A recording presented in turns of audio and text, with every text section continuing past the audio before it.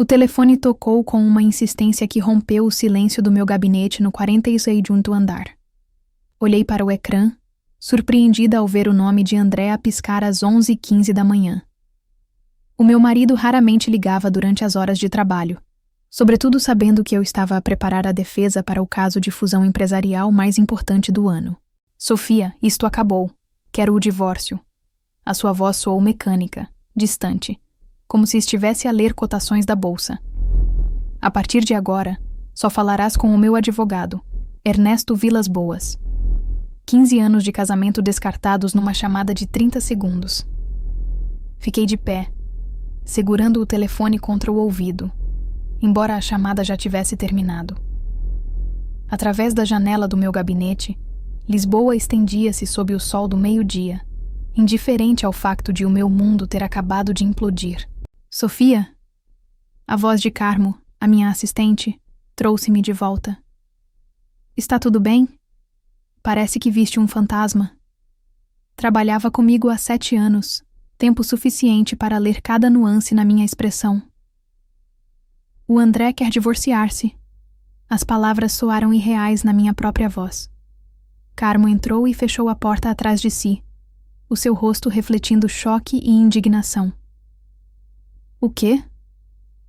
Mas se no jantar de Natal da firma pareciam tão bem, afundei-me na minha cadeira de couro, sentindo o peso dos anos sobre os ombros. Pelos vistos, não. Diz que tudo tem de ser tratado através do advogado, Ernesto Vilas Boas. Vilas Boas? O tubarão da Mendes em Associados? Carmo franziu o sobrolho. Mas ele não trata de divórcios. É especialista em direito empresarial. Eu sei.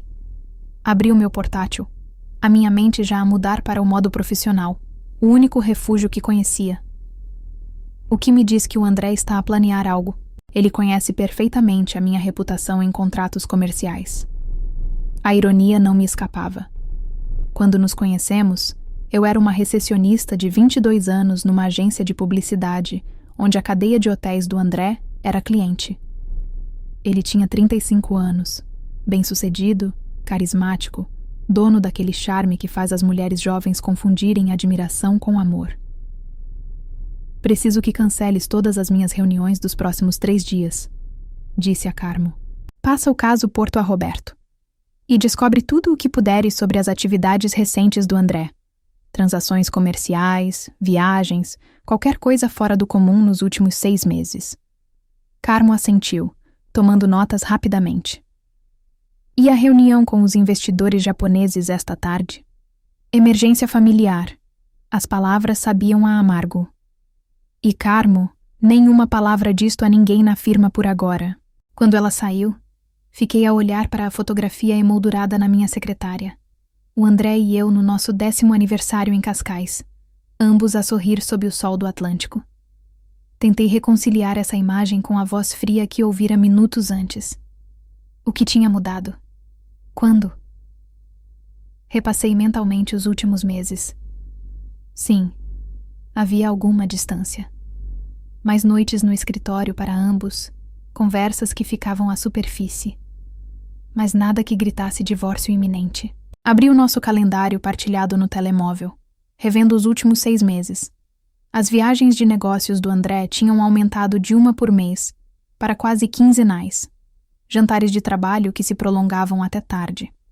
Sessões de ginásio a horas estranhas. Olhando para o padrão agora, com olhos frescos, era óbvio. A constatação atingiu-me como um murro no estômago. O André estava a ter um caso. As lágrimas chegaram então, quentes e inesperadas. Não chorava há anos, não desde o funeral da minha mãe. Permiti-me exatamente 5 minutos, programando o temporizador no telemóvel. 5 minutos para sentir a dor, a traição, a humilhação. Quando o alarme tocou, sequei os olhos, retoquei a maquilhagem e fiz o que fora treinada para fazer: reunir informação. Ao meio-dia, descobrira vários detalhes interessantes ao verificar as nossas contas conjuntas. Reservas de hotel em Lisboa. Por que um hotel quando tínhamos um apartamento a 20 minutos? Compras de joias caras na El Corte Inglês que nunca recebera. jantares em restaurantes intimistas nas noites em que supostamente trabalhava até tarde. Estava prestes a ligar para Vilas Boas quando o meu e-mail tocou com uma notificação. Era do próprio Ernesto Vilas Boas, solicitando uma reunião amanhã à tarde para discutir os termos do seu acordo de separação. O documento anexo fez-me ferver o sangue. O André oferecia-me o apartamento da cidade e uma pensão modesta durante 5 anos. Em troca, eu renunciaria a todas as reclamações sobre as suas empresas hoteleiras, que constituíam a grande maioria dos nossos ativos conjugais. Era insultante, não só financeiramente, mas pessoalmente. Após 15 anos, após ter apoiado o seu negócio desde os primeiros dias difíceis, após rever cada contrato para as expansões dos seus hotéis, era isto que ele achava que eu merecia? Sorri pela primeira vez naquele dia, um sorriso perigoso que teria alertado qualquer pessoa que me conhecesse bem. O André esquecera algo crucial. Antes de ser sua esposa, assinara um acordo pré-nupcial. Um acordo que eu, como uma ingênua de 22 anos, não compreendera completamente. Mas que eu, como advogada especializada em contratos aos 37 anos, sabia agora conter uma cláusula muito interessante sobre infidelidade. Respondi ao e-mail de Vilas Boas, aceitando a reunião, mas sugerindo o seu escritório em vez do local neutro que ele propusera. Depois comecei os meus próprios preparativos, começando com uma chamada ao nosso banco para congelar as transferências que o André iniciara naquela manhã a partir da nossa conta de investimento conjunta. Nessa noite, regressei ao nosso apartamento na Avenida da Liberdade pela primeira vez desde a chamada do André. O espaço parecia diferente agora, mais vazio, apesar da evidência mínima da partida do André. O seu relógio favorito não estava na mesa de cabeceira, faltava alguma roupa no armário, o seu portátil já não estava na secretária. Mas deixara a maioria das suas posses, talvez confiante de que voltaria para as buscar em breve. No seu escritório em casa, encontrei o que procurava. Um pequeno cofre escondido atrás de um quadro. A combinação não mudara desde o dia em que o compramos. A data em que nos conhecemos. Lá dentro estavam vários documentos, incluindo o nosso acordo pré-nupcial. Retirei-o cuidadosamente. Sentei-me à sua secretária e comecei a ler. A linguagem era formal, legalista, mas a cláusula relevante era clara. No caso de qualquer das partes incorrer em infidelidade comprovável, o cônjuge lesado terá direito a 50% dos ativos comerciais do cônjuge infrator adquiridos durante o casamento, além da divisão padrão da propriedade conjugal. O André insistira nesta cláusula, convencido de que uma esposa jovem acabaria por se desviar. A memória do seu sorriso condescendente enquanto a explicava fez a raiva arder no meu peito. É só uma proteção, Sofia, para ambos. Mas ambos sabíamos que era sobre a sua insegurança, o seu medo de que uma mulher de 22 anos acabasse por ser tentada por alguém da sua idade. A ironia era quase poética. A mesma cláusula que ele criara para se proteger seria agora a sua ruína. Dormi no quarto de hóspedes nessa noite, incapaz de enfrentar a nossa cama. Antes de apagar a luz, enviei uma mensagem para o número misterioso do telemóvel secreto do André. Precisamos de falar sobre o André. Depois desliguei o telemóvel e dormi mais profundamente do que tinha direito. Na manhã seguinte, vesti-me com cuidado deliberado. Um fato cinza escuro que o André sempre dissera que me fazia parecer intimidante. Brincos de esmeralda que combinavam com os meus olhos. O relógio vintage da minha avó para dar sorte. Reuni os documentos de que precisaria, incluindo o acordo pré-nupcial e evidências do caso do André, e coloquei-os na minha pasta. A assistente de Vilas Boas pareceu surpresa quando dei o meu nome. Oh, senhora Ferreira, não a esperávamos até às 3 da tarde. Decidi chegar cedo, disse com um sorriso que não chegou aos meus olhos.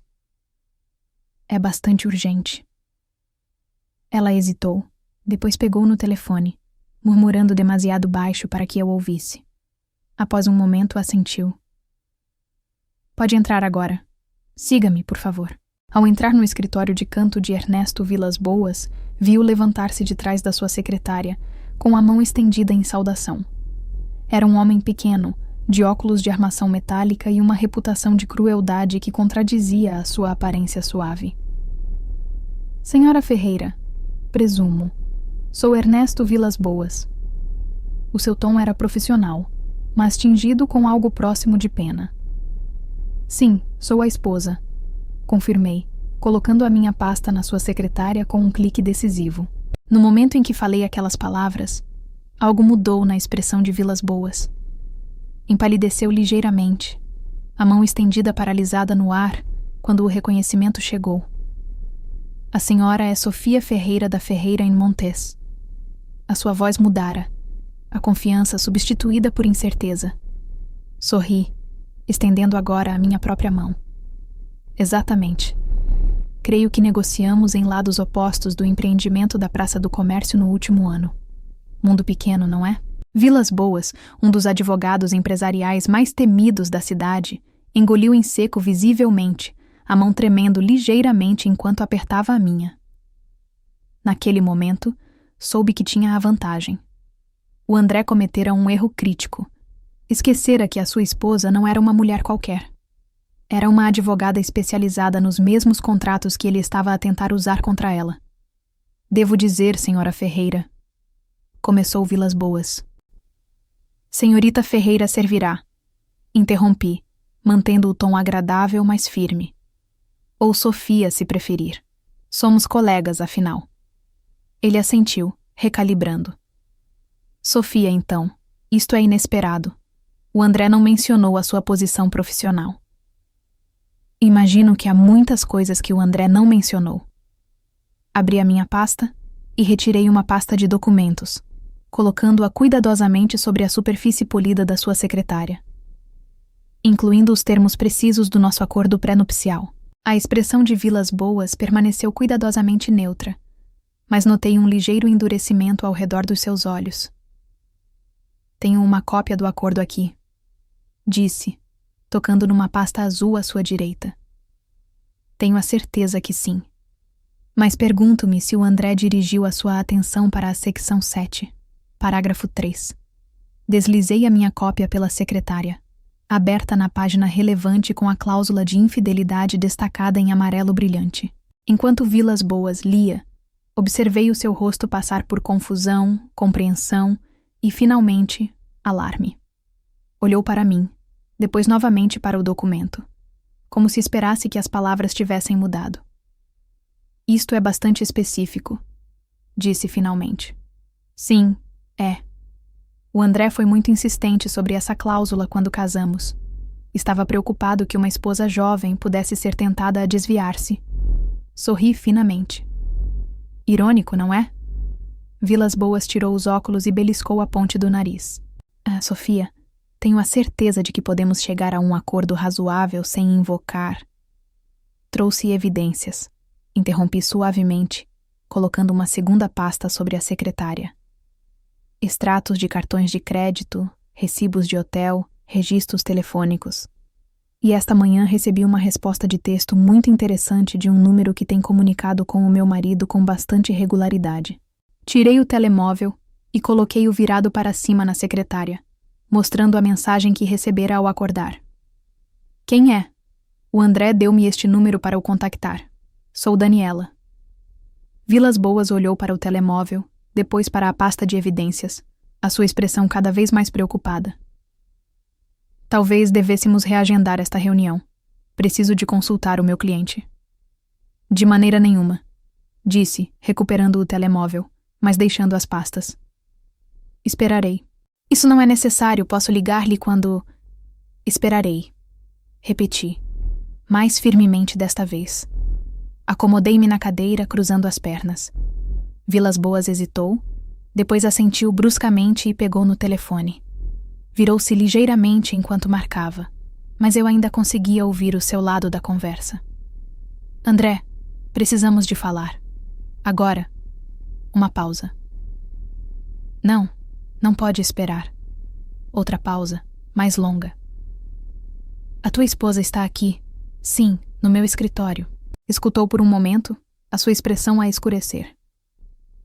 André, alguma vez leste realmente o teu acordo pré-nupcial? Aquele em que insististe? A resposta deve ter sido negativa, porque Vilas Boas fechou os olhos brevemente. Há uma cláusula de infidelidade. 50% dos ativos comerciais adquiridos durante o casamento. Mesmo do outro lado da secretária, consegui ouvir a reação explosiva do André. Vilas Boas afastou o telefone do ouvido por um momento antes de responder. Sim, ela tem evidências. Bastantes pelo que vejo. Outra pausa. Não é assim que isto funciona, André. Não pode simplesmente... Franziu o sobrolho. Ela é advogada de contratos. Sabias disso? Um silêncio mais longo. Entendo. Bem, isso complica as coisas significativamente. Quando finalmente desligou, Vilas Boas olhou para mim com algo próximo de respeito. O André está a caminho. Gostaria de discutir isto em privado. Tenho a certeza que sim. Recolhi as minhas pastas de evidências e devolvi-as à minha pasta. Infelizmente para ele não é assim que isto funciona. Toda a comunicação passa por si, lembra-se. Palavras suas, não minhas. Sofia, seja razoável. 15 anos de casamento merecem pelo menos uma conversa. 15 anos de casamento mereciam algo melhor do que uma chamada telefônica a terminá-lo. Respondi, sentindo um lampejo da dor que suprimira sob o meu comportamento profissional. O André tomou a sua decisão. Agora pode viver com as consequências. Sentamo-nos num silêncio desconfortável, durante quase 20 minutos antes de o André entrar abruptamente pela porta. A sua aparência normalmente impecável estava ligeiramente desalinhada. Parou em seco quando me viu, como se estivesse surpreendido por me encontrar realmente ali. Os seus olhos, o castanho quente que outrora fizera o meu coração acelerar, estavam agora frios e cansados. Sofia, apenas o meu nome, plano e sem emoção. André, permaneci sentada, recusando-me a ser perturbada pela sua presença. Ele virou-se para Vilas Boas. Deixe-nos sós. O advogado pareceu aliviado por escapar e reuniu rapidamente alguns papéis. Estarei na sala de conferências quando estiverem prontos. Assim que ficamos sós, o André caminhou até a janela, dando-me as costas. Isto é baixo, mesmo para uma advogada. Usar uma tecnicalidade para tentar tirar-me metade do meu negócio. Uma tecnicalidade? Repeti, incrédula. Referes-te à cláusula em que insististe? Aquela desenhada para te proteger de mim? Ele virou-se, a expressão endurecida. Isso era diferente. Como? Porque nunca imaginaste que eu seria quem a faria cumprir. Inclinei-me para a frente. Ou porque não pensaste que eu descobriria a Daniela? Os seus olhos abriram-se ligeiramente ao ouvir o nome, confirmando o que eu já sabia. Como... Não importa. O que importa é que quebraste o nosso contrato, André.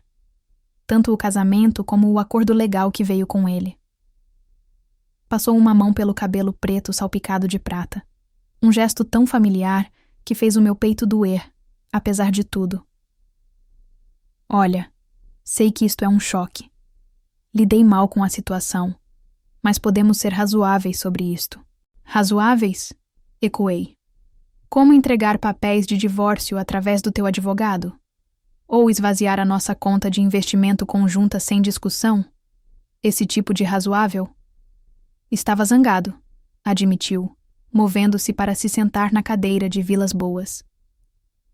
Tu focaste-te tanto na tua carreira nestes últimos anos. Sempre a trabalhar até tarde, sempre distraída. Mal falávamos já. Olhei-o fixamente, atônita com a hipocrisia. Estás mesmo a tentar culpar-me pelo teu caso? E não é assim tão simples. Inclinou-se para a frente, a expressão suavizando-se no sorriso encantador que outrora me fizera fraquejar. Sofia, querida, afastamo-nos. Estas coisas acontecem, mas podemos terminar isto amigavelmente. A oferta de acordo é generosa. Generosa? Interrompi, a minha voz elevando-se apesar dos meus esforços para manter a calma. 20% do que legalmente me pertence não é generoso, André. É insultante. O acordo pré-nupcial nunca foi destinado a ser usado assim, argumentou, a frustração a infiltrar-se no seu tom. Era apenas uma formalidade. Então não devias ter insistido nele. Levantei-me pegando na minha pasta.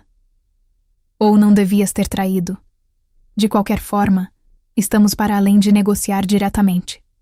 Como disseste, toda a comunicação através dos advogados de agora em diante. O André levantou-se também, a sua altura permitindo-lhe pairar sobre mim, uma tática de intimidação que usara no passado, quando as discussões não corriam a seu favor. Não faças isto, Sofia. Vais arrepender-te. Mantive a minha posição, encarando-o fixamente. Não, André. Tu é que te vais arrepender de assumir que eu ainda era aquela ingênua de 22 anos que não entendia o que estava a assinar. Enquanto me virava para sair, ele agarrou o meu braço. Espera. Só espera. A sua voz perdera o tom cortante, soando quase suplicante. O que queres? Diz-me apenas o que queres, e podemos fazer com que isto desapareça. Por um breve momento, permiti-me imaginar dizer o que realmente queria. Que nada disto estivesse a acontecer. Que o homem que amara durante 15 anos não me tivesse traído. Que a vida que tínhamos construído juntos não estivesse a desmoronar-se. Mas isso não era possível. Quero o que me pertence sob o acordo que criaste, disse, retirando suavemente a sua mão do meu braço. 50% dos ativos comerciais adquiridos durante o nosso casamento e uma divisão equitativa da nossa propriedade pessoal. Isso seria... O grupo hoteleiro, protestou. Estamos no meio de uma expansão. As novas localizações em Coimbra e Faro... Deverias ter pensado nisso antes de decidires envolver-te com uma recepcionista de 24 anos. Terminei por ele, observando o seu rosto empalidecer com a precisão da minha informação. Como pensaste que isto ia acabar, André? Achaste mesmo que eu simplesmente aceitaria as migalhas que ofereceste e desapareceria em silêncio? A porta abriu-se antes que ele pudesse responder, e Vilas Boas regressou, parecendo desconfortável. Ouvi vozes alteradas. Está tudo bem? Momento perfeito, disse, movendo-me para a porta. Terminamos aqui. O André tem algumas decisões a tomar, e eu tenho uma deposição às 14h. Parei no limiar. Esperarei uma oferta de acordo revista até ao final da semana, Sr. Vilas Boas. Uma que reflita os termos do nosso acordo pré-nupcial na íntegra. Saí sem olhar para trás, mantendo a compostura até chegar à privacidade do elevador. Só então permiti que os meus ombros relaxassem, a fachada cuidadosamente construída a rachar sob o peso do que acabara de acontecer. O meu telemóvel vibrou com uma mensagem de Carmo. Como correu? Precisas de reforços? Sorri debilmente com a sua lealdade. Reunião terminada. A regressar ao escritório. Informo-te quando chegar. Quando voltei à firma, encontrei Luiz Montes à minha espera no meu gabinete. O seu rosto distinto estava franzido com preocupação. Perto dos 60 anos, Luiz fora o meu mentor, desde a faculdade de Direito, quem me incentivara a especializar-me em direito contratual e, eventualmente, me fizera sócia na sua firma. A Carmo contou-me o que aconteceu, disse levantando-se quando entrei. Lamento imenso, Sofia. Pousei a minha pasta e afundei-me na cadeira, sentindo-me subitamente exausta. Obrigada. Foram 24 horas educativas. Precisas de representação? Conheço alguém excelente em direito familiar. Posso tratar disto, interrompi. Depois suavizei o tom. Mas obrigada. Aprecio a oferta. Luiz estudou-me por um momento. Isto não é apenas mais um caso, Sofia. É o teu casamento. A tua vida. Ter alguma distância emocional pode ser benéfico. Abanei a cabeça. O André transformou isto num assunto de negócios quando tentou enganar-me sobre o que me pertence. Não deixarei que sentimentos pessoais interfiram com a obtenção de um acordo justo. E depois? Perguntou Luiz suavemente. Quando os papéis estiverem assinados e os ativos divididos, o que vem a seguir? Era uma pergunta que ainda não me permitira considerar. Após 15 anos com o André, quem era eu sozinha? Como seria a minha vida sem ele? Não sei, admiti, surpreendendo-me com a honestidade. Suponho que descobrirei quando lá chegar. Luiz assentiu, dando uma palmadinha no meu ombro enquanto se levantava para sair. És mais forte do que pensas, Sofia. Sempre foste. Na porta, fez uma pausa. Tira o resto do dia. A fusão do porto pode esperar. Sozinha, encontrei-me a olhar para a fotografia de casamento na minha secretária. Aquela que mantivera ali como um lembrete de onde viera e da pessoa que acreditara em mim quando estava apenas a começar. Peguei na foto, traçando o rosto sorridente do André com o dedo. Alguma vez me amara realmente? Ou teria sido apenas um troféu jovem e impressionável para exibir em eventos de negócios? Os meus pensamentos foram interrompidos por outra mensagem de texto, desta vez de um número desconhecido. Sou a Daniela. Podemos encontrar-nos? Há algo que devia saber sobre o André. Olhei para a mensagem, o coração a bater com força. Era a amante do André. A mulher que ajudara a destruir o meu casamento. A contactar-me diretamente. O meu primeiro instinto foi ignorá-la. O que poderia ela ter para dizer que eu quisesse ouvir? Mas a advogada em mim reconheceu informação potencial. Uma alavanca que poderia precisar. Após um longo momento, escrevi: Café Azul, amanhã ao meio-dia. Nessa noite, regressei ao nosso apartamento na Avenida da Liberdade e comecei o doloroso processo de separar a minha vida da do André. Mudei as suas roupas restantes para o quarto de hóspedes, eliminei as nossas listas de reprodução partilhadas e removi a sua informação de contacto de emergência do meu telemóvel. Cada ação era como cortar um fio que nos conectara, deixando-me a sentir-me mais leve e, de alguma forma, desenraizada. No escritório em casa, encontrei uma fotografia que me fez parar. O André e eu, na abertura do nosso primeiro hotel de luxo, Montes, nomeado por uma combinação dos nossos apelidos. Eu estava radiante de orgulho, o braço à volta da sua cintura enquanto ele cortava a fita cerimonial. Nessa noite, brindara a mim diante de todos, a minha brilhante esposa, sem a qual nada disto seria possível. O hotel prosperara, expandindo-se para um grupo que agora incluía 10 localizações em 5 distritos. E eu estivera lá em cada passo, revendo contratos, ajudando com planos de negócios, até sugerindo o conceito de sustentabilidade que se tornara a sua marca distintiva. Em muitos sentidos, o sucesso do negócio do André era, em parte, também o meu feito. Deixei a fotografia, formando-se uma nova resolução. Este divórcio não seria apenas sobre obter o que legalmente me pertencia. Seria sobre reconhecer as minhas contribuições para a vida e o negócio que construíramos juntos. O André poderia ter esquecido essas contribuições, mas eu assegurar-me-ia de que o acordo as refletisse. Na manhã seguinte, vesti-me cuidadosamente para a minha reunião com a Daniela, escolhendo uma blusa de seda cor de marfim simples, mas cara, e calças feitas à medida, em vez do meu habitual fato de poder. Não era uma reunião de negócios ou um confronto legal. Era algo mais complicado. Cheguei ao Café Azul 10 minutos mais cedo, escolhendo uma mesa tranquila num canto com vista para a entrada. Ao meio-dia em ponto, uma jovem entrou, olhando ao redor nervosamente. Era impressionante. Alta, morena, com o tipo de beleza natural que fazia virar cabeças.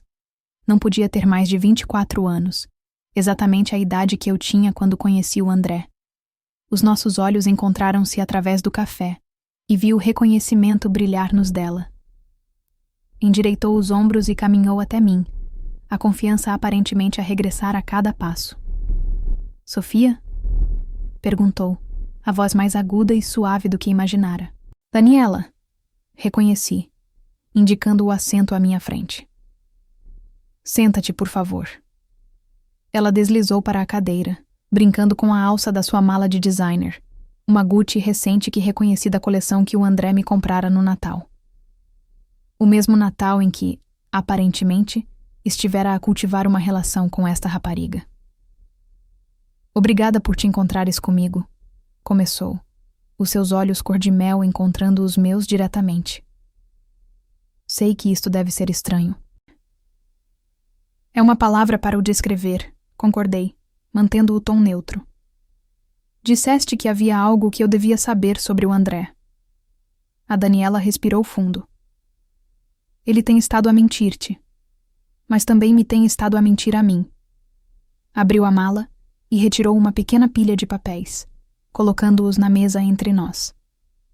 Disse-me que vocês dois já estavam separados, que tinham concordado com o divórcio há meses, mas mantinham-no em segredo por razões de negócios. Senti uma nova onda de raiva pela manipulação do André, mas mantive a expressão controlada. Quando começou isto entre vocês? Há 6 meses. Eu era recepcionista na localização de Coimbra durante a abertura. O André esteve lá 2 semanas a supervisionar tudo. As suas bochechas coraram ligeiramente. Era encantador, atencioso, fazia-me sentir especial. Disse que eu tinha potencial para subir na empresa. A linha temporal coincidia com as mudanças que notara no comportamento do André. E acreditaste que estávamos separados? Ela assentiu, olhando para as mãos. Até me mostrou papéis, o que disse serem documentos preliminares de divórcio que ambos tinham assinado. Empurrou a pilha para mim. Estes.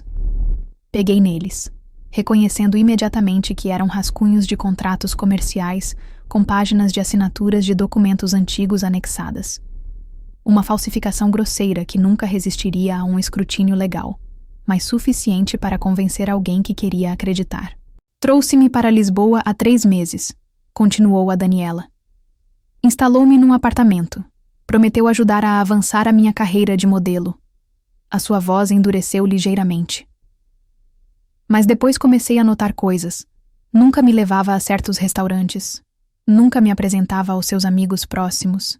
Tinha sempre desculpas para não visitar a sua casa. Porque ainda estávamos muito casados. Terminei por ela, pousando os papéis. Ia viver juntos. Ela assentiu, piscando para conter as lágrimas. Descobri a verdade ontem, depois da tua mensagem. Fiz alguma pesquisa, encontrei artigos sobre vocês juntos em eventos há apenas alguns meses. Olhou para mim, a expressão uma mistura de raiva e vergonha. Sinto-me tão estúpida. Apesar de tudo, senti um lampejo de simpatia por ela. Era jovem, manipulada por um homem com o dobro da sua idade, com riqueza e poder. Não és a primeira mulher que o André encantou, e provavelmente não serás a última. Há outras além de mim? Os seus olhos abriram-se com choque. Abanei a cabeça. Que eu saiba, não. Mas ele encantou-me da mesma forma uma vez, quando tinha a tua idade. O olhar da Daniela aguçou-se com interesse. Tinhas a minha idade quando o conheceste? 22, confirmei, fazendo sinal ao empregado para pedir café. Ainda não terminara a universidade. Trabalhava como recepcionista numa agência de publicidade que geria o marketing do primeiro hotel dele. O André tinha 35 anos, já bem-sucedido, confiante. Encantador. Terminou a Daniela com um pequeno sorriso conhecedor. Como se fosses a única pessoa na sala que ele realmente vê. Assenti, surpresa com a precisão com que capturara a experiência. Exatamente assim. O empregado chegou com o meu café, e a Daniela pediu um chá gelado. Quando ele se foi, ela inclinou-se para a frente. Então, o que aconteceu? Como passaste de recepcionista a... Gesticulou vagamente para o meu relógio de designer, a minha roupa feita à medida, os marcadores óbvios de sucesso. O André aconteceu, em parte, admiti. Encorajou-me a voltar à escola, pagou a minha licenciatura, apoiou-me durante a faculdade de Direito. Estava orgulhoso dos meus feitos. Mexi o café, observando o líquido escuro girar. Pelo menos, era o que eu pensava. Ele falava de ti às vezes, disse a Daniela em voz baixa. Dizia que eras brilhante, mas que te tinhas tornado fria, demasiado focada na tua carreira. As palavras doeram, mesmo vindo dela. E suponho que se apresentou como um marido negligenciado. Ela assentiu, parecendo envergonhada. Disse que não tinham sido íntimos há mais de 1 ano, que eram essencialmente colegas de quarto. Torceu o invólucro de papel da sua palhinha entre os dedos. Suponho que isso também não era verdade. Não, disse simplesmente, deixando-o por isso.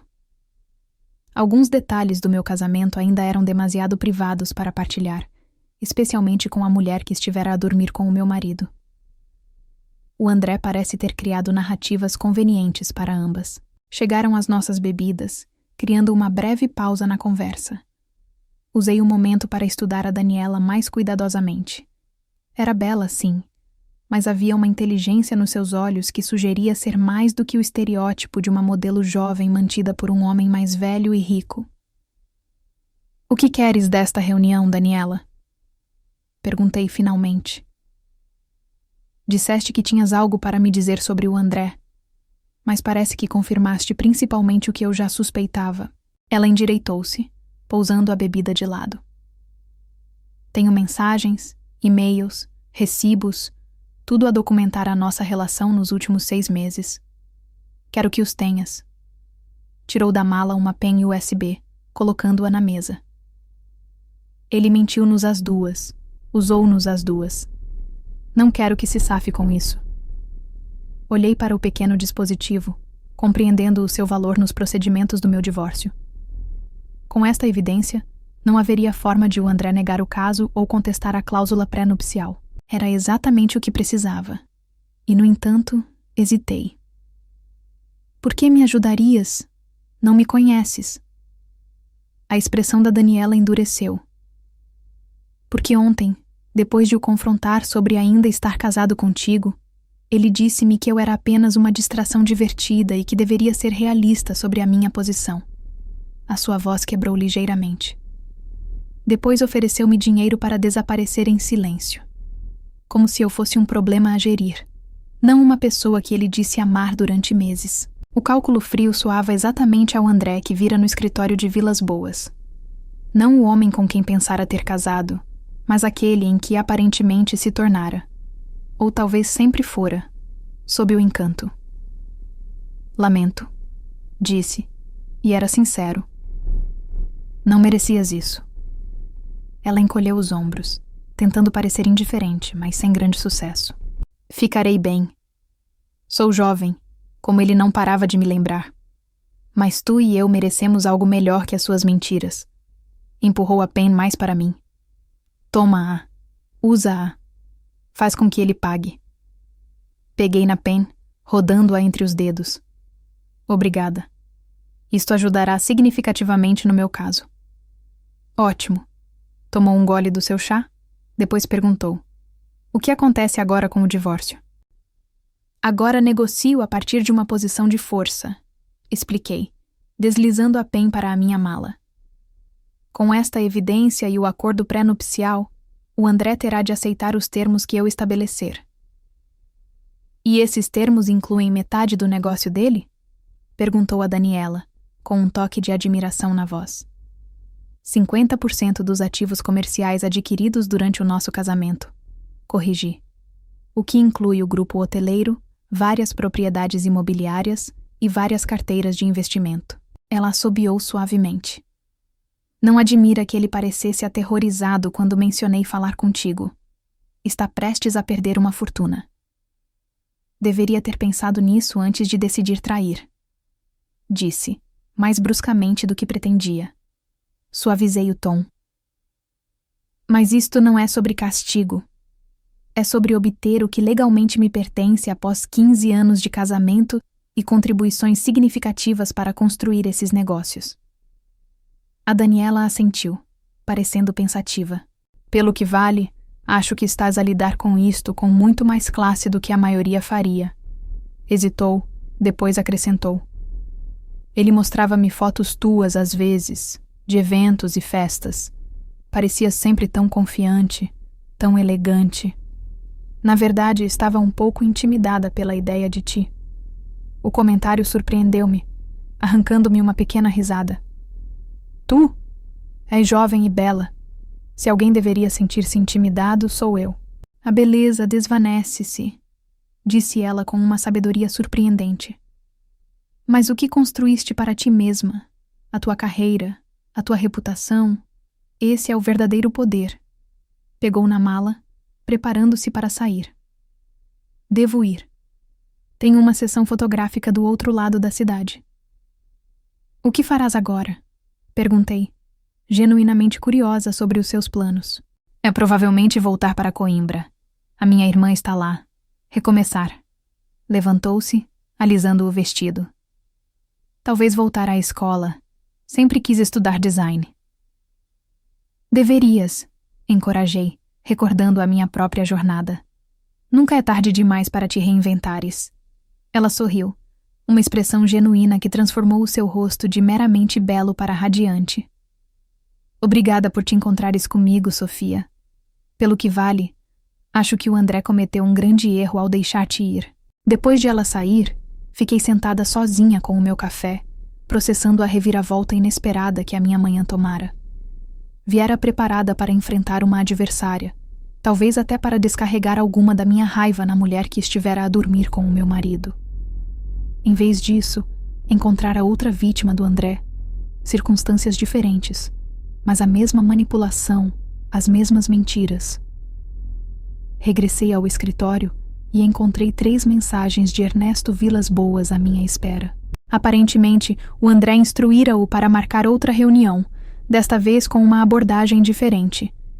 Em vez da oferta inicial insultante, o André propunha agora algo mais próximo de uma divisão equitativa dos nossos ativos pessoais, embora ainda protegendo os seus interesses comerciais. Não era suficiente, e ambos o sabíamos. Liguei para Vilas Boas imediatamente. Obtive evidências adicionais que confirmam a infidelidade do André. Informei sem preâmbulos.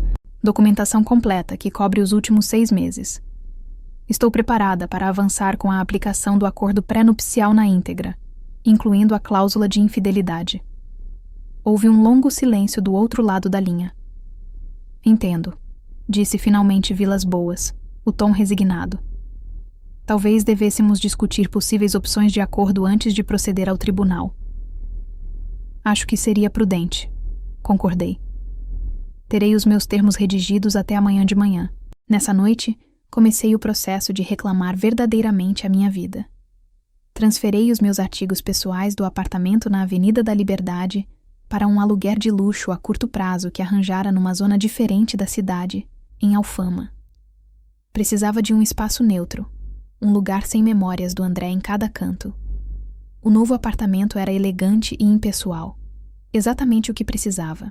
Depois de organizar as minhas coisas essenciais, sentei-me à mesa de jantar imaculada com o meu portátil, redigindo os termos do acordo que apresentaria a Vilas Boas. Trabalhei metodicamente, assegurando que cada detalhe fosse preciso, cada reivindicação justificada tanto pelo acordo pré-nupcial como pela lei nacional. Pela meia-noite completara o documento. Era justo, mas firme, reclamando exatamente o que me pertencia sem vingança, mas também sem compromisso. Obteria 50% do grupo hoteleiro, metade das nossas propriedades imobiliárias e uma divisão equitativa da nossa propriedade pessoal. O André reteria o suficiente para continuar a operar o negócio, mas precisaria de me incluir como sócia igualitária em todas as decisões futuras que afetassem a empresa. Enquanto me preparava para dormir no apartamento desconhecido, percebi que sentia algo inesperado, alívio. O casamento em torno do qual construíra a minha vida adulta estava a terminar. Mas, de alguma forma, sentia-me mais eu mesma do que me sentira em anos. Sem a presença dominante do André, sem o ajuste constante às suas necessidades e horários, finalmente conseguia ouvir os meus próprios pensamentos claramente outra vez. As 3 semanas seguintes passaram num borrão de reuniões legais, avaliações de ativos e negociações. O André, confrontado com a evidência irrefutável do seu caso e a linguagem vinculativa do acordo pré-nupcial, teve pouca escolha se não aceitar os meus termos. Vilas Boas, para seu crédito, aconselhou o seu cliente a chegar a um acordo em vez de lutar uma batalha perdida no tribunal. A assinatura final dos papéis do divórcio foi anticlimática. O André e eu sentamo-nos frente a frente numa sala de conferências na firma de Vilas Boas, nenhum de nós falando além das formalidades necessárias. Ele parecia cansado, a confiança que sempre associara a ele de alguma forma diminuída. Enquanto cada um assinava os nossos nomes no documento que legalmente terminaria o nosso casamento, apanhei-o a olhar para mim com uma expressão que não consegui decifrar completamente. Arrependimento, talvez? Ou simples resignação? Quando terminou, levantamo-nos para sair. Na porta, o André fez uma pausa. Sofia. Apenas o meu nome, pronunciado suavemente. Virei-me, encontrando os seus olhos uma última vez. Sim? Desculpa-me, disse, as palavras parecendo custar-lhe algo. Não pelo divórcio. Isso provavelmente era inevitável. Mas pela forma como lidei com isto. Merecias algo melhor. Estudei este homem que amara durante 15 anos, tentando reconciliar o jovem empreendedor encantador que me conquistara com o homem de negócios calculista que tentara enganar-me da minha parte justa. E agora esta figura aparentemente arrependida diante de mim. Sim, concordei simplesmente. Merecia. Enquanto saía do edifício para a brilhante tarde de primavera, senti como se estivesse a entrar num novo capítulo da minha vida. O divórcio fora finalizado, os ativos divididos, as batalhas legais concluídas. Agora vinha a parte mais difícil. Descobrir quem era Sofia Ferreira sozinha. A resposta começou a tomar forma nos meses seguintes. Com a minha parte do grupo hoteleiro, estabeleci-me como membro ativo da direção, trazendo a minha experiência jurídica ao negócio, nos planos de expansão da empresa. O André, inicialmente resistente à minha participação, acabou por valorar o meu contributo enquanto o negócio continuava a prosperar, apesar da nossa ruptura pessoal. A minha carreira na firma de advogados floresceu. O Luiz ofereceu-me a oportunidade de liderar uma nova divisão especializada em contratos da indústria hoteleira, aproveitando a minha experiência com o negócio hoteleiro. O trabalho era desafiante e gratificante, permitindo-me construir algo que era completamente meu. A nível pessoal, tomei tempo para redescobrir interesses que negligenciara durante o meu casamento. Juntei-me a um clube de fado, algo que apreciara na adolescência, mas abandonara por falta de tempo. Fiz aulas de culinária, viajei para destinos onde o André nunca tivera interesse e reconectei-me com amigos com quem perdera o contato ao longo dos anos. 6 meses após a finalização do divórcio, recebi um e-mail inesperado da Daniela. Regressara a Coimbra como planeado e inscrevera-se na escola de design. Anexado à sua mensagem estava uma foto do seu primeiro projeto concluído. Um vestido elegante e moderno que revelava um talento genuíno. Obrigada pelo encorajamento, escreveu. Às vezes precisamos que nos lembrem do nosso próprio potencial. Sorri enquanto escrevia a minha resposta, genuinamente feliz pelo seu novo começo. De alguma forma estranha, a traição do André libertara-nos a ambas. A ela de uma relação construída sobre mentiras e a mim de um casamento que, lenta mas seguramente, estivera a diminuir quem eu era. Nessa mesma semana, finalizei a compra da minha própria casa. Não um apartamento de luxo no bairro preferido do André, mas uma casa histórica no bairro Alto, com caráter, história e espaço para crescer. Enquanto organizava as minhas coisas no novo espaço, encontrei a fotografia que outrora estivera na minha secretária do escritório. O André e eu no nosso 10º aniversário. Considerei-a por um momento, depois coloquei-a numa caixa destinada ao armazenamento. Não deitada fora, mas já não necessária na minha vida diária. Em seu lugar, coloquei uma nova moldura. Uma simples fotografia a preto e branco do horizonte de Lisboa ao amanhecer, tirada do terraço do meu novo edifício de escritórios, numa manhã em que chegara cedo para ver o sol nascer sobre a cidade. Representava tudo o que a minha vida se tornara.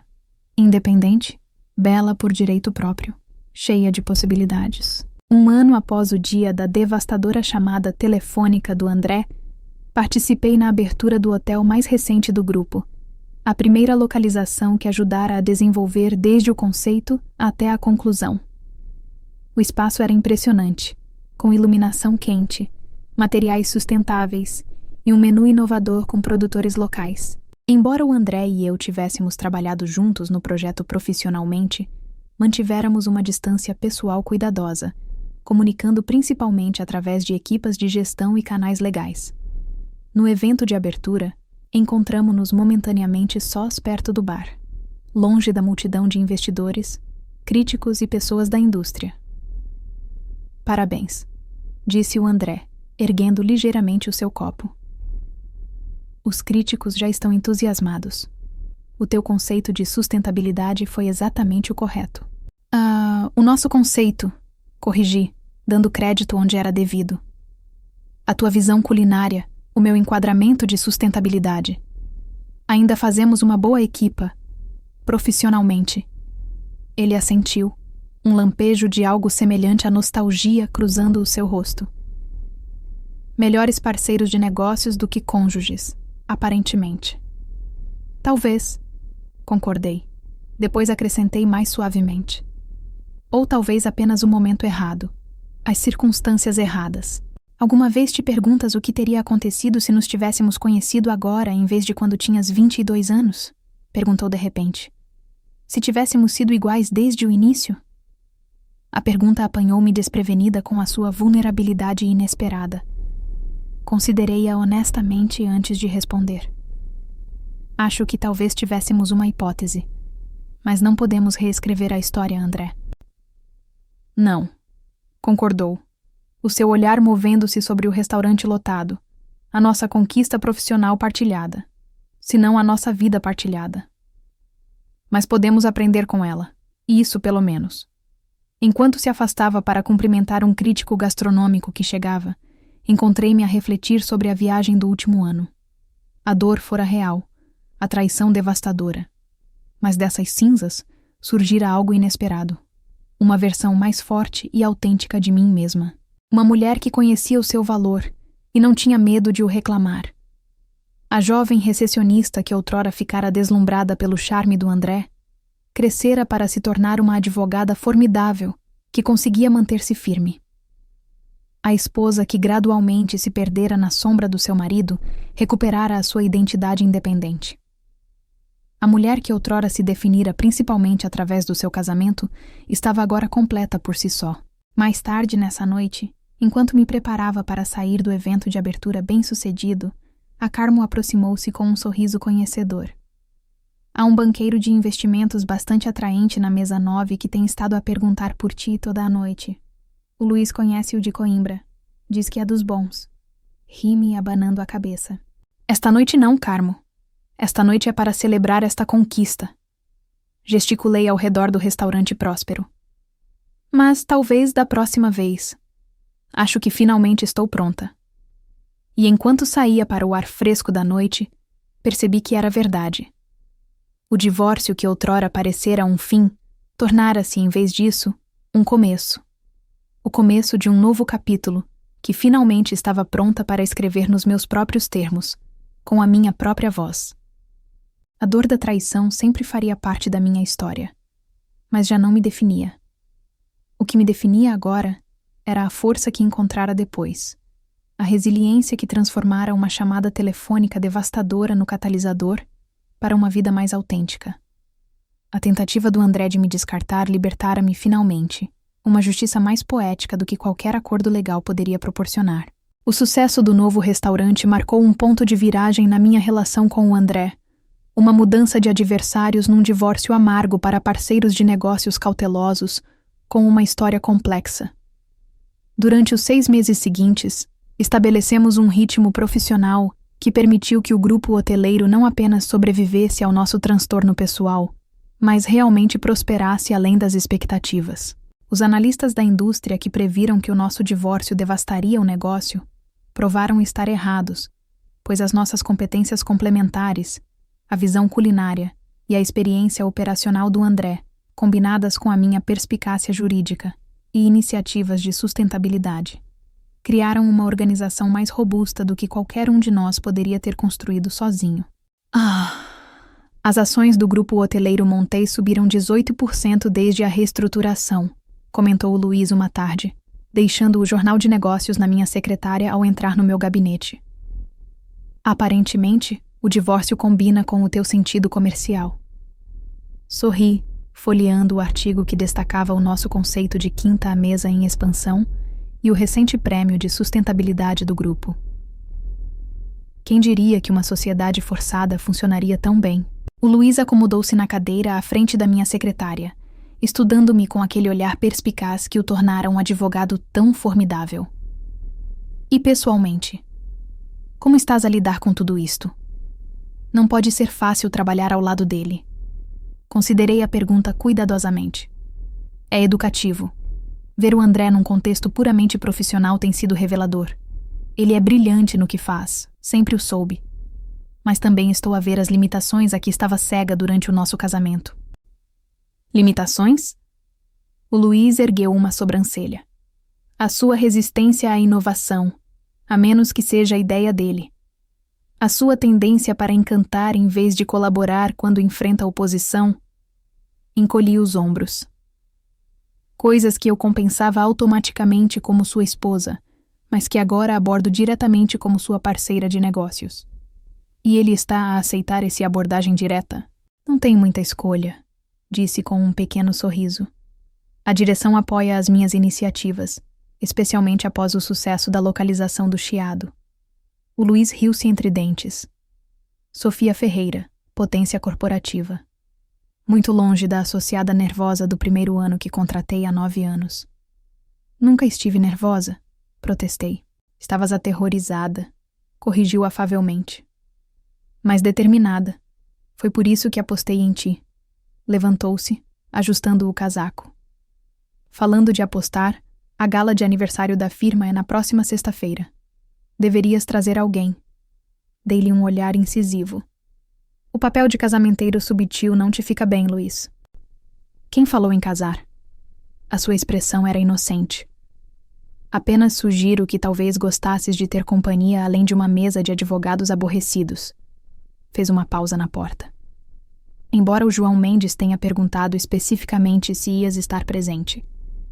O especialista em direito internacional da Santos em Vilas. Tentei soar casual, embora o nome tivesse captado a minha atenção. Conhecera o João numa conferência jurídica 3 meses antes e ficara impressionada com as suas perguntas perspicazes durante o meu painel sobre negociação de contratos. Conversáramos brevemente na recepção depois, uma conversa que me deixara intrigada, mas cautelosa. O mesmo.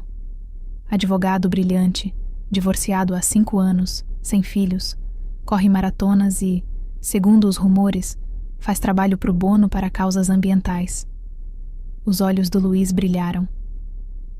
Não que eu esteja a sugerir nada. Depois de ele sair, encontrei-me a considerar a possibilidade. Nos 18 meses desde o meu divórcio, evitara deliberadamente namoros, focando-me, em vez disso, em reconstruir a minha vida de forma independente. Houve alguns jantares casuais com homens que o Luiz ou outros amigos me apresentaram, mas mantivera todos a uma distância cuidadosa, ainda não pronta para arriscar um envolvimento emocional. Mas ultimamente começara a sentir que algo mudava dentro de mim. Uma disposição para pelo menos considerar abrir essa porta novamente. Não para substituir o que perdera, mas para descobrir que novas conexões poderiam ser possíveis, agora que me conhecia mais plenamente. Peguei no telemóvel e procurei a informação de contato do João, guardada depois de trocarmos cartões de visita na conferência. Antes que pudesse pensar demasiado, escrevi uma mensagem simples. Ouvi dizer que estarás na gala de aniversário da Ferreira em Montes na próxima sexta-feira. Talvez pudéssemos continuar a nossa discussão sobre as implicações da nova lei de concorrência nas práticas comerciais sustentáveis. A resposta dele chegou em menos de 5 minutos.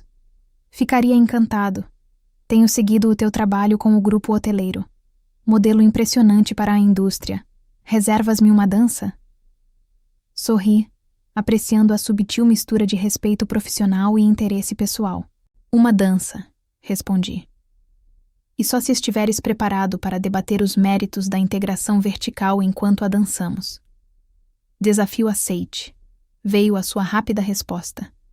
Nessa noite, enquanto preparava o jantar na cozinha da minha casa no bairro Alto, um espaço que redesenhei segundo os meus próprios gostos com eletrodomésticos de ponta e um jardim de ervas na janela, percebi que estava a trautear.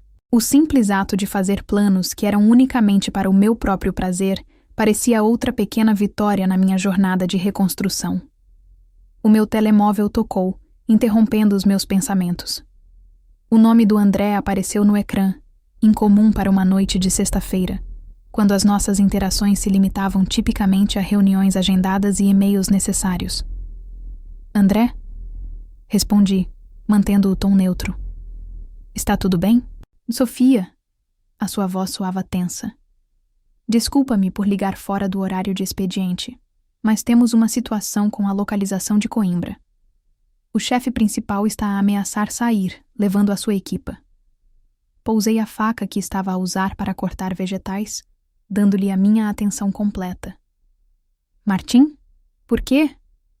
Parecia completamente comprometido com os planos de expansão na última reunião. Estava, até receber uma oferta muito generosa do Grupo Estoril. O André nomeou o nosso maior concorrente, um conglomerado de restaurantes conhecido por táticas agressivas. Estão a abrir um novo conceito a 3 quarteirões da nossa localização e querem que o Martim o lidere. Isso não é coincidência, disse, a minha mente jurídica já a analisar as implicações. Como souberam do plano de Coimbra com tanto detalhe? Nem sequer anunciamos publicamente o conceito específico do menu. E exatamente a minha preocupação, respondeu o André. Acho que temos uma fuga, possivelmente a nível da direção. A gravidade da situação era clara. A expansão de Coimbra era a peça central da nossa estratégia de crescimento para o próximo ano, com milhões já investidos na localização e no desenvolvimento do conceito. Perder o Martim, com a sua reputação de estrela Michelin e a sua equipa leal, seria um golpe significativo. Preciso de voar para Coimbra amanhã, continuou o André. Tentar convencer o Martim a ficar. Mas podia usar a tua ajuda com isto. A minha ajuda? Repeti, surpresa com o pedido.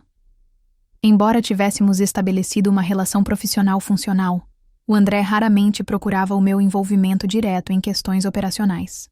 Tens jeito com contratos, disse, um toque do seu antigo charme infiltrando-se na sua voz. E entendes as implicações legais se o Grupo Estoril estiver a usar informação privilegiada. Além disso, o Martim respeita-te. Ficou impressionado com o teu compromisso com o aprovisionamento sustentável. Hesitei, revendo mentalmente os meus planos para o fim de semana. Principalmente pôr em dia dossiês de casos e encontrar-me com uma amiga para um brunch no domingo. Nada que não pudesse ser reagendado. Envia-me os detalhes do voo, decidi.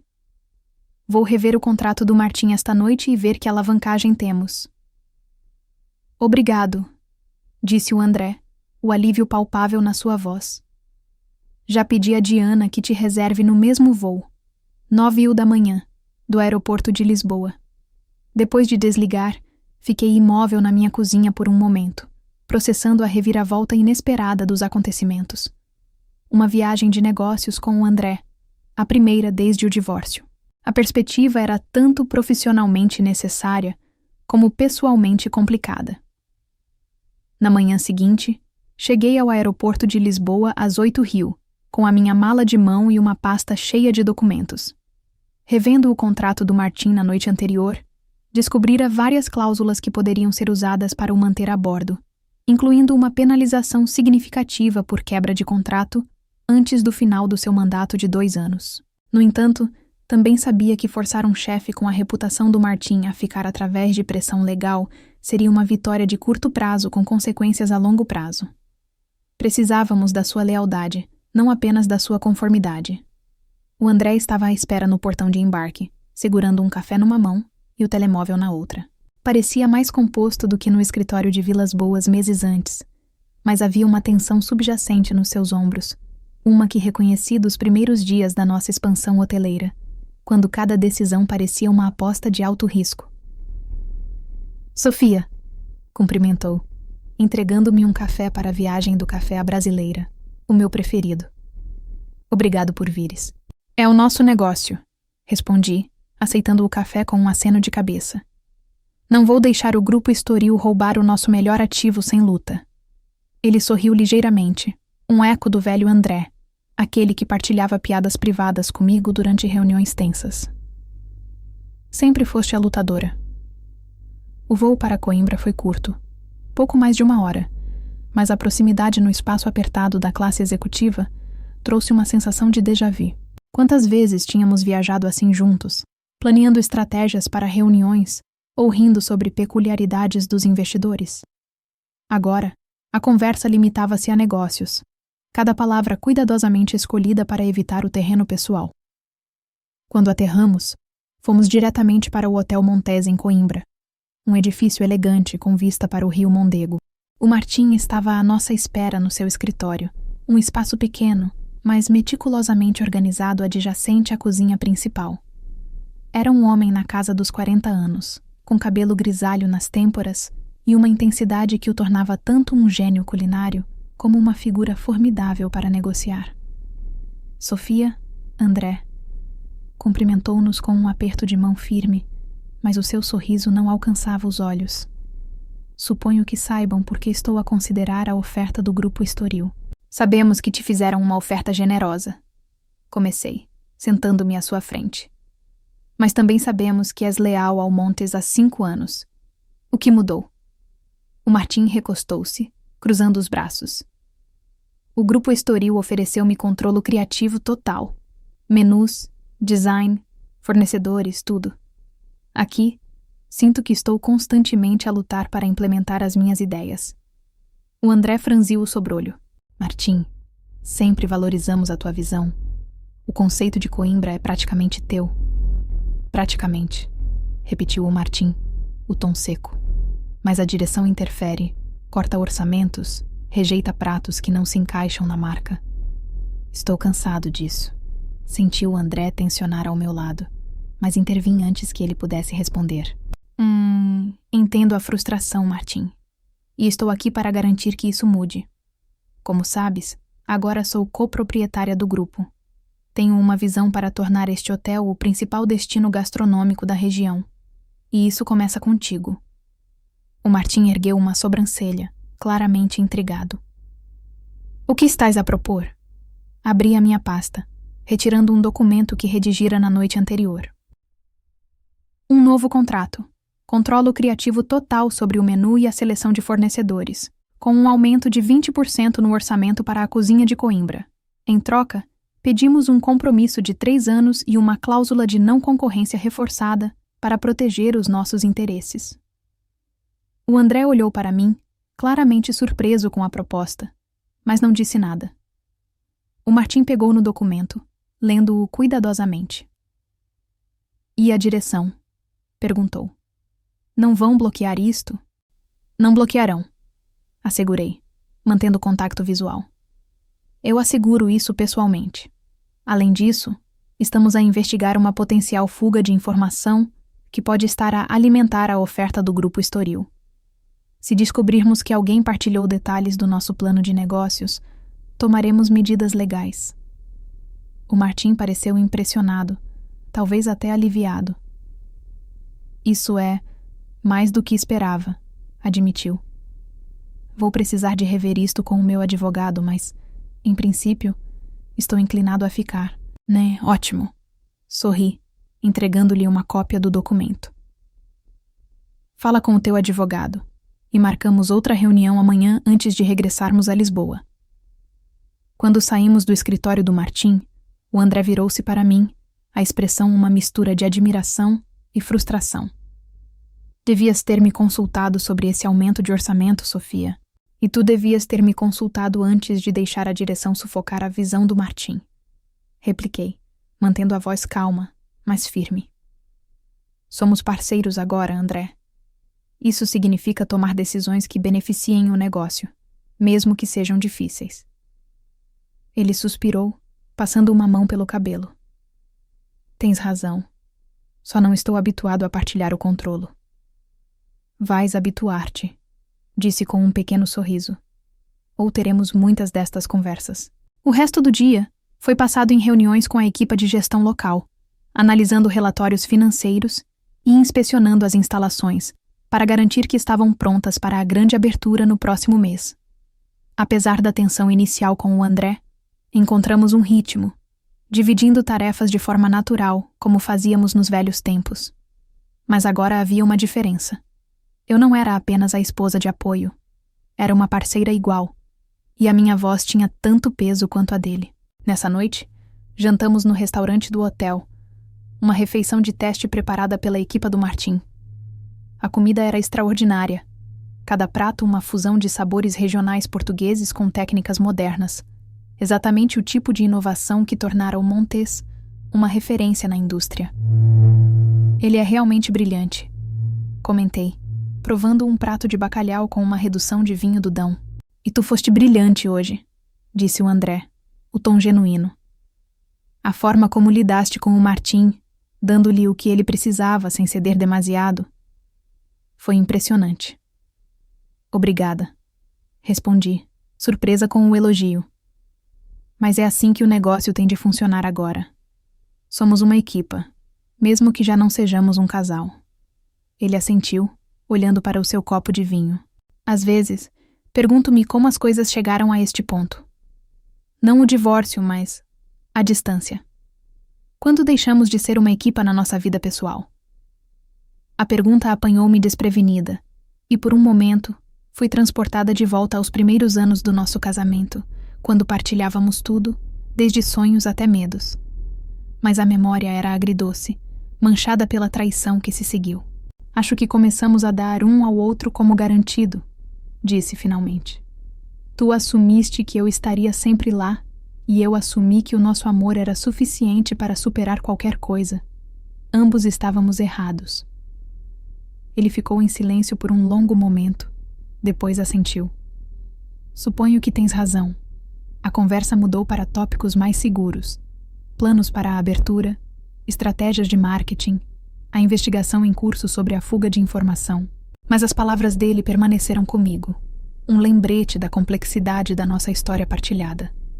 Na manhã seguinte, o Martim confirmou que assinaria o novo contrato, com algumas pequenas revisões sugeridas pelo seu advogado.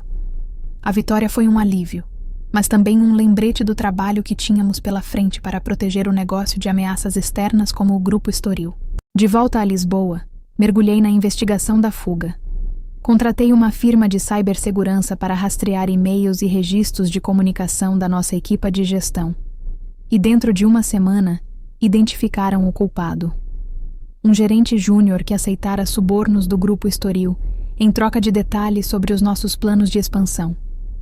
O André lidou com a demissão, enquanto eu preparei uma ação legal para recuperar os danos e desencorajar futuros incidentes.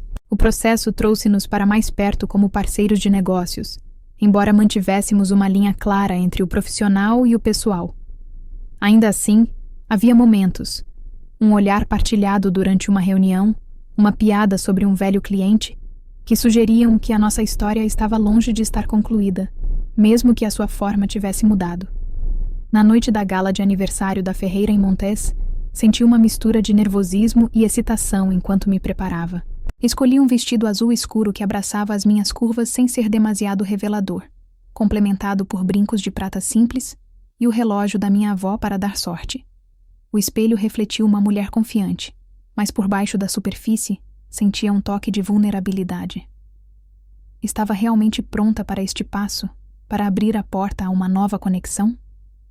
A gala decorria no Palácio da Ajuda, um local impressionante que emprestava um ar de grandeza ao evento. A sala estava cheia de colegas, clientes e figuras proeminentes da comunidade jurídica de Lisboa. Encontrei o João Mendes perto do bar, tão elegante num fato feito à medida como me lembrava da conferência. Sofia, cumprimentou, o seu sorriso caloroso e genuíno. Estás deslumbrante. Obrigada, João, respondi, sentindo um leve rubor. Tu também não estás mal. A nossa conversa fluiu facilmente, começando com a lei de concorrência que mencionara na minha mensagem, mas rapidamente derivando para tópicos mais pessoais. Os nossos restaurantes favoritos na cidade, a paixão dele por corridas de longa distância, a minha recente redescoberta do fado. Quando a banda começou a tocar, ele estendeu a mão. Prometeste-me uma dança, lembrou, os olhos brilhando com humor. Aceitei a sua mão, deixando-o guiar-me para a pista de dança. Enquanto nos movíamos ao ritmo da música, percebi que estava a desfrutar genuinamente do momento, sem a necessidade de calcular ou planear. Pela primeira vez em muito tempo, senti-me leve, presente. aberta à possibilidade do que poderia vir a seguir. Quando a dança terminou, o João não soltou a minha mão imediatamente. "Posso ser direto?" perguntou, a voz baixa para que apenas eu pudesse ouvir. "Por favor", respondi, curiosa. "Gostaria de te conhecer melhor, Sofia. Fora do contexto de conferências ou galas. Talvez um jantar, só nós dois?" O convite era exatamente o que o Luiz previra, e ainda assim, senti-me momentaneamente sem palavras. Não por dúvida, mas por reconhecer o peso do momento. O primeiro passo verdadeiro para seguir em frente. Não apenas do André, mas da versão de mim mesma que definira através do nosso casamento. "Gostaria disso", disse finalmente sorrindo. "Mas aviso-te, sou exigente com os restaurantes." "Desafio aceite", respondeu ele, ecoando a nossa troca anterior. "Conheço um lugar no Chiado que acho que vais aprovar." Enquanto saíamos da pista de dança, vi o André do outro lado da sala, conversando com um grupo de investidores. Os nossos olhos encontraram-se brevemente, e ele acenou com a cabeça. Um gesto de reconhecimento que não continha nem ciúme nem ressentimento, apenas aceitação. Naquela noite, enquanto regressava à minha casa no bairro Alto, senti uma sensação de plenitude que não experimentava há anos. O divórcio, a traição, as batalhas legais, tudo isso me moldara, mas não me definira. Foram um catalisador, forçando-me a confrontar o meu próprio valor, a reclamar a minha independência, a redescobrir quem era fora das expectativas de outra pessoa. O futuro permanecia incerto, mas pela primeira vez, essa incerteza parecia uma oportunidade, não uma ameaça. Tinha um negócio próspero, uma carreira em ascensão, e agora, a possibilidade de uma nova conexão com alguém que me via como eu era agora, não como a jovem recepcionista que outrora fui, ou a esposa que tentara ser. Enquanto me preparava para dormir, olhei pela janela para as luzes de Lisboa, a cidade que se tornara o pano de fundo da minha transformação. A jovem Sofia que chegara a esta cidade com sonhos e inseguranças, crescera para se tornar uma mulher que sabia exatamente o que valia e o que merecia. O André, a Daniela, o Martim, até o João, todos faziam parte da minha história, mas a narrativa era agora minha para escrever. E pela primeira vez, sentia-me pronta para segurar a caneta.